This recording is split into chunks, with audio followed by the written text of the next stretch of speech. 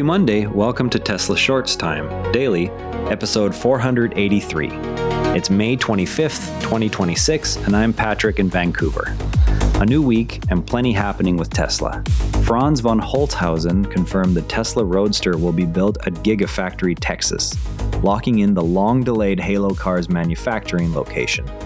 Franz von Holzhausen revealed on the Ride the Lightning podcast that the next generation Roadster will be assembled at Gigafactory Texas.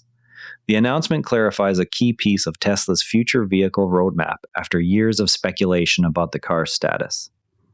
Texas already handles Cybertruck and certain Model Y variants, giving the site experience with low-volume, high-performance builds.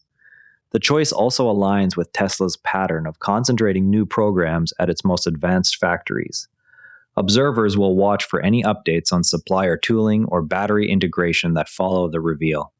Taking a step back from today's headlines, the confirmation that the Roadster will be built at Gigafactory Texas quietly challenges the assumption that Halo vehicles must be produced at low-volume, dedicated facilities to justify their price and complexity. The decision places a low-volume, high-performance car on the same lines already running Cybertruck and refreshed Model Y output. That choice forces a tighter integration between the 4680 cell program, structural battery packs, and the vehicle's extreme performance targets. It also means any yield or throughput gains achieved for the Roadster will directly translate to higher volume programs, rather than remaining isolated in a separate plant. If the Texas team can hit both the cost and performance numbers on a shared line, the precedent could reshape how Tesla sequences future low-volume models and where it invests incremental capital. Now shifting to near-term software that owners can use today. Tesla posted that owners can let FSD Supervised handle the driving on scenic road trips, so passengers can focus on the landscape. The message positions the supervised system as a practical tool for longer leisure drives rather than just commuting. It comes as Tesla continues to expand FSD availability in new markets. The post links back to the company's Drive Experience page. Next data point to watch is whether engagement metrics rise in tourist corridors this summer.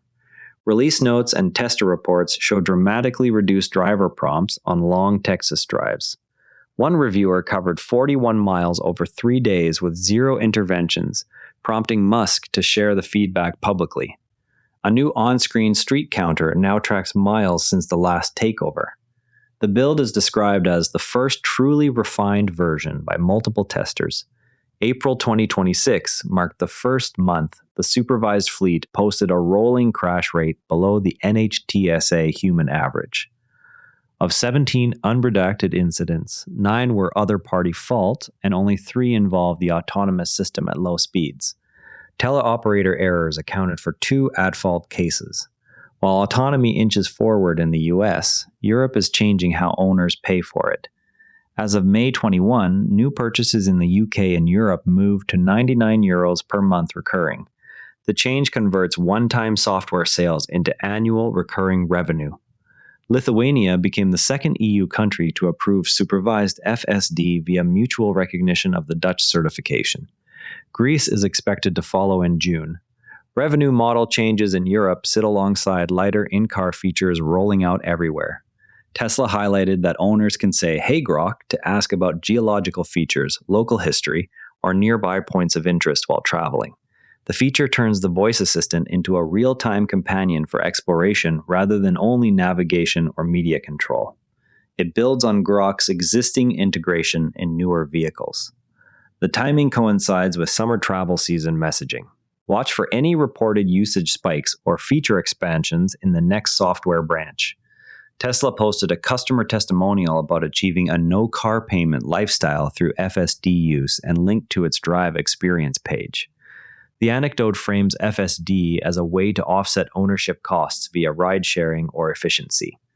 It follows Tesla's pattern of amplifying owner success stories on social channels. The post uses a simple smile emoji to keep the tone light. Future earnings calls may quantify how many owners cite similar economics. While software adds daily utility, hardware programs keep posting small visual updates. The Optimus account posted a brief video of the robot in motion. The clip adds to the steady stream of visual updates Tesla has shared ahead of the planned late June reveal window. Viewers noted incremental improvements in gait and hand movement compared with earlier footage. The post continues Tesla's approach of releasing small pieces of progress rather than waiting for a single polished demo.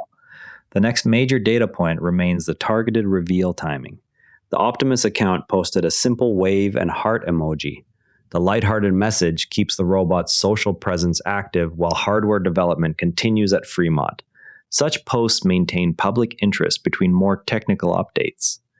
B-roll from a recent Model S X delivery event briefly showed what appears to be the 1 million unit per year production line. Observers noted the setup looked further along than prior public statements suggested. Tesla has posted data collection operator roles across roughly a dozen facilities. The reveal remains targeted for late June to early July. Humanoid progress remains early stage. Older vehicles face their own long-term questions. A Tesla VP stated the company has not ruled out future updates or continued production for the Model S and Model X. The comment comes after speculation that both sedans might be phased out in favor of newer platforms. Current production remains low volume and focused on the Plaid variants. The statement keeps the models in the portfolio without committing to specific timelines. Investors will look for any capacity signals in the next factory utilization update.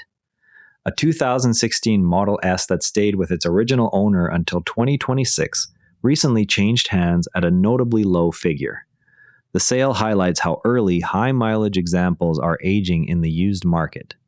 Battery health and remaining warranty coverage likely influence the final price. The transaction underscores the long-term depreciation curve for first-generation vehicles. Watch for similar sales data to gauge residual values ahead of potential refreshed models. Portfolio decisions sit against broader market moves worth noting. A Starlink commercial aired during the Indianapolis 500 broadcast. The placement puts the satellite internet service in front of a large live sports audience. Tesla and SpaceX have overlapping ownership and technology overlap, making the ad relevant to Tesla owners who use in-car connectivity. It is one of the higher-profile consumer marketing moments for Starlink this year. Track whether similar cross-promotion appears in other major events. A Teslarati poll asked Tesla owners whether they would rather have faster charging or longer range on their next vehicle. The question drew strong opinions on both sides, reflecting real-world trade-offs owners face on road trips. Faster charging reduces dwell time at superchargers, while extra range cuts the number of stops. The debate often surfaces when new battery or motor options are rumored. The results may inform how Tesla prioritizes feature pack and thermal upgrades. Marketing and owner priorities sit alongside the weekly market wrap. There is a challenge worth discussing. The analysis argues that near-term robotaxi revenue projections rest on optimistic deployment timelines that current fundamentals do not yet support. Unsupervised fleet counts have remained flat for more than 2 weeks, and teleoperator interventions have already contributed to documented incidents. Tesla's ability to convert supervised miles into a scalable, profitable service will determine whether the narrative can overcome slower vehicle demand signals. The piece frames the gap between promised autonomy economics and today's delivery and margin trends as the central tension for investors. Before we go, keep an eye on whether unsupervised fleet counts move in the coming days as new software branches roll out. That's your Tesla news for today. TSLA closed at $426.01, up $8.16, 2%. If you found this useful, a rating or review on Apple Podcasts or Spotify really helps new listeners find the show. You can also find us on X at Tesla Shorts Time. I'm Patrick in Vancouver. Thanks for listening, and I'll see you tomorrow. This episode used AI voice synthesis of my voice. Editorial selection and analysis are my own.